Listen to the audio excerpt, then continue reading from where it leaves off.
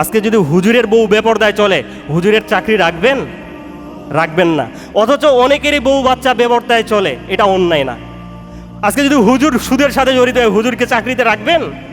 কিন্তু অন্যরা সুদ খায়, এটা কোনো অপরাধ না। পাপাচার থেকে সাধ্য অনুযায়ী বিরত থাকতে হবে।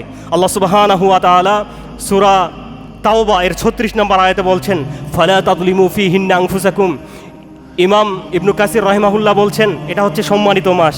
4 সম্মানিত মাসের অন্যতম হচ্ছে যে মাসে আমরা অবস্থান করছি, এই মাস, সামনের মাস এবং তারপরের মাস, ধারাবাহিকভাবে এই 3 মাস। এই মাসগুলিতে যদি কেউ পাপ করে আসাদ্দু ইসমা, তাহলে তার ছোট পাপটাও বড় পাপে আকৃতি নিবে। সুতরাং এই মাসগুলিতে পাপ করা যাবে না।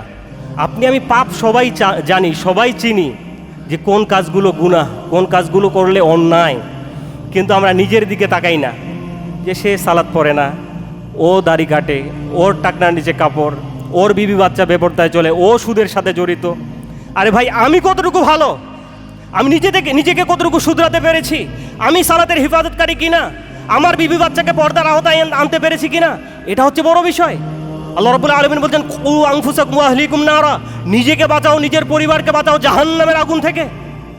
সম্মানিত সুধী, তাই পাপ নিজেকে ছাড়তে হবে। অন্যকে নিয়ে এত চিন্তা করার আপনার দরকার নাই। নিজেকে নিয়ে চিন্তা করেন, অয়েল ইওর অন মেশিন, নিজের চরকায় তেল লাগান। সম্মানিত সুধী, আর বড় বিষয় হচ্ছে যে সমাজে মনে করে ধর্ম মানাটা এটা হুজুরদের কাজ। আজকে যদি হুজুরের বউ বেপরদায় চলে, হুজুরের চাকরি রাখবেন? রাখবেন না। অথচ অনেকেরই বউ বাচ্চা বেপরদায় চলে, এটা অন্যায় না? আজকে যদি হুজুর সুদের সাথে জড়িত হয়, হুজুরকে চাকরিতে রাখবেন? কিন্তু অন্যরা সুদ খায়, এটা কোনো অপরাধ না? মানে ইসলাম কি হুজুরদের জন্য বরাদ্দ, না সকল মুসলিমদের জন্য বরাদ্দ? যেটা পাপ সকলের জন্য পাপ, যেটা নেকি, যেটা ইবাদত, সেটা সবার জন্য ইবাদত।